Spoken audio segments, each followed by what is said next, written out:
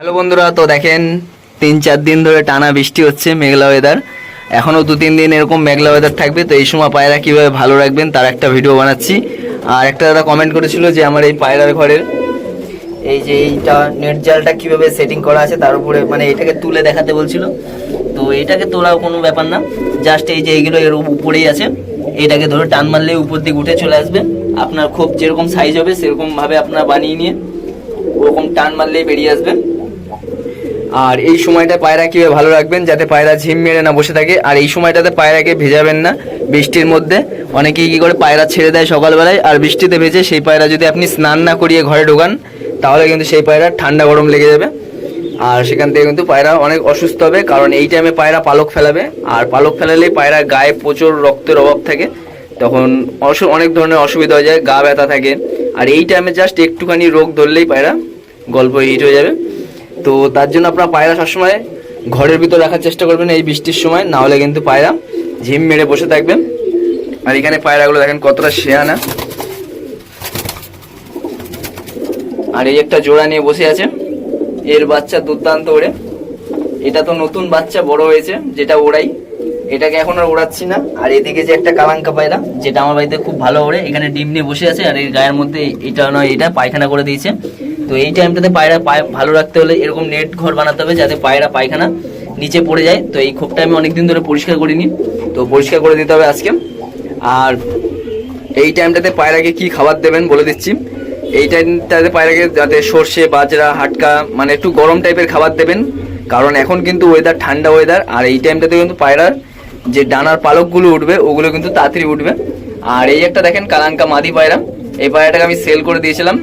তো সে বলছিল এটা নর পায়রা, তো আমি বললাম ঠিক আছে তাহলে পায়রাটা দিয়ে যাও, মানে নেওয়ার ইচ্ছা ছিল না পায়রাটা আমার।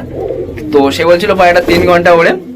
তো এর সাথে এই যে এইটা আর এইটা হলো এক সেটের বাচ্চা। এইটা আমার বাড়িতে 9 ঘন্টা হাইস্ট উড়েছে, আর নর্মালি এমনি 5-6 ঘন্টা আরামে উঠতো। 9 ঘন্টা নর্মালি উড়েছিল, মানে ঠান্ডা জল ছাড়াই পায়রাটা 9 ঘন্টা উড়ে এসেছিল। আর এইটার জোড়া হলো এইটা, আমার এই কালাঙ্কা পায়রা যে কটা হয় সব মাদি হয়। তো আপনারা পায়রার ডানার কোয়ালিটি দেখলে বুঝতে পারবেন এই পায়রাটা কতক্ষণ ওড়ে না ওড়ে। তো সে কি করেছিল পায়রাটাকে নিয়ে গিয়ে সে বলেছিল পায়রাটাকে ধারি করে বাচ্চা করবে। তো নিয়ে গিয়েই পায়রার 5-6টা পালক তুলে দেয়, ছোটোবেলায় দিয়েছিলাম 1-2 বয়সে। তো তুলে দেওয়াতে কি হয়েছে পায়রা একদম কমজোর হয়ে গেছিলো। তো সেই অবস্থায় পায়রা 3 ঘন্টা অবধি উড়েছিল, 1900 টাকায় বিক্রি করেছিলাম।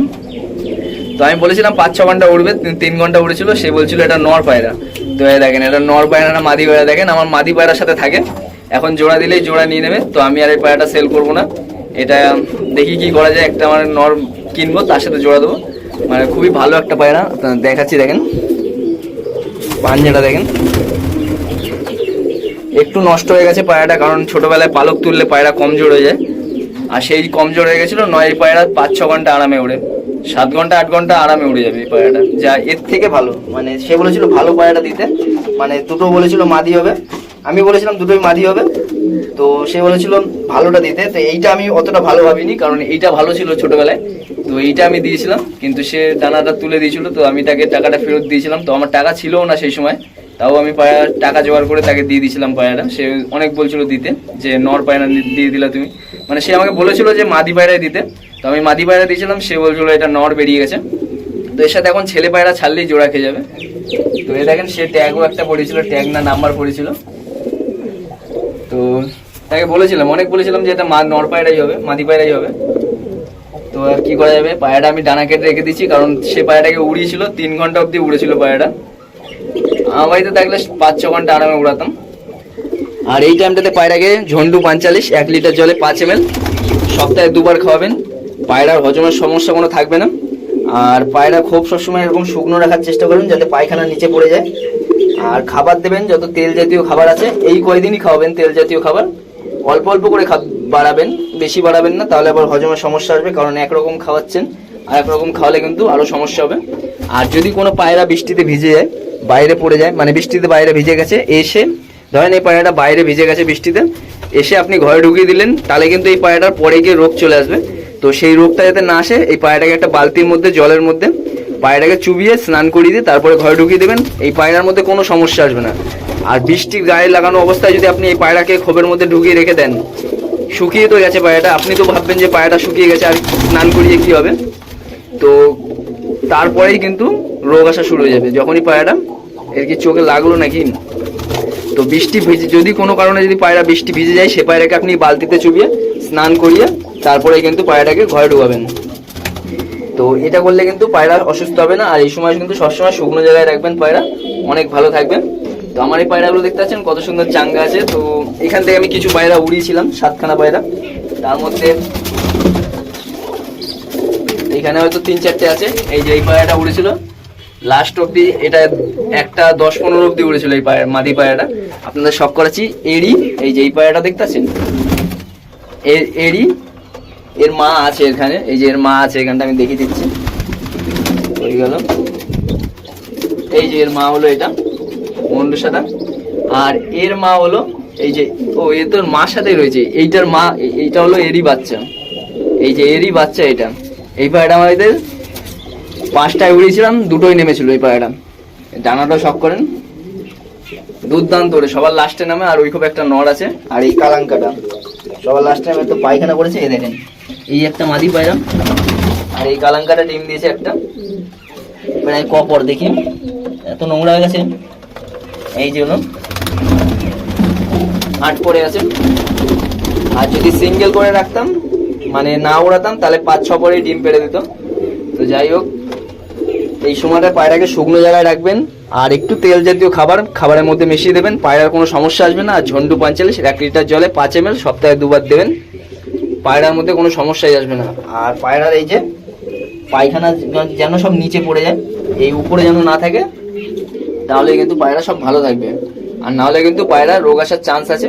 যত স্যাঁতস্যাঁতে জায়গায় থাকবে পায়রা, তত কিন্তু পায়রা রোগ আসবে। আর এই টাইমে পায়রার ব্রিডিং মানে জোড়া দেবেন কিনা সেটা আপনার কি করবেন, ধরেন আমার এই যে পায়রা দেখতে পাচ্ছেন, এই পায়রাটা জোড়া দিলে কোনো সমস্যা আসবে না, কারণ এই পায়রা কুরুসে পড়েনি। এই পায়রাকে জোড়া দিলে কোনো সমস্যা আসবে না। এই পায়রাটা দেখেন, এও কুরুসে পড়েনি, একে জোড়া দিলে কোনো সমস্যা আসবে না।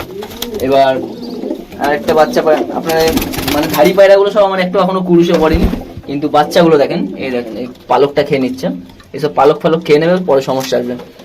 এই দেখেন এই পায়রাটা দেখতেছেন, মাথার পালকগুলো উঠছে। এবার এই পালকগুলো যখন ওঠে তখন কিন্তু পায়রার অনেক রক্তের অভাব থাকে।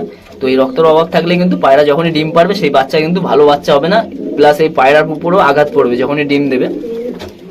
তো এরকম যখন দেখবেন ধাড়ি পায়রার মাথার এই যে পালকগুলো ফেলছে, ডানার এই উপর থেকে পালক ফেলছে, বা এইখান থেকে পালক ফেলছে, এইসব যখন দেখবেন তখন পায়রা জোড়া দেবেন না। বুঝতে পারলেন? যারা নতুন আছে তারা তো বুঝতে পারবেন এসব জিনিস, যারা পুরনো তারা এই ভুলগুলো করবে না। তো এই যে এখানে এই মাথার উপর থেকে এই যে পালক ফেলছে, এইগুলোকে জোড়া দেবেন না। আর এই বাচ্চাগুলো উড়াবেনও না, এই বাচ্চা বেশিক্ষণ উড়বেও না। যদি 5-6 ঘন্টা উড়েও থাকে তাহলে এই পায়রা 1 ঘন্টা উড়বে। আবার দেখেন এই পায়রা দেখেন কোনো সমস্যা নেই, একে উড়ালে এর মতো ভাবেই উড়বে। আর এই একটা বাচ্চা আমার ব্ল্যাক ডায়মন্ড, খুব সুন্দর পায়রা। মুর্শিদাবাদে একটা দাদাকে আমি দেবো ভাবছিলাম, কিন্তু সে আর আসেনি। এই যে দুর্দান্ত ওড়েন, 6-7 ঘন্টা আরামে ওড়েন।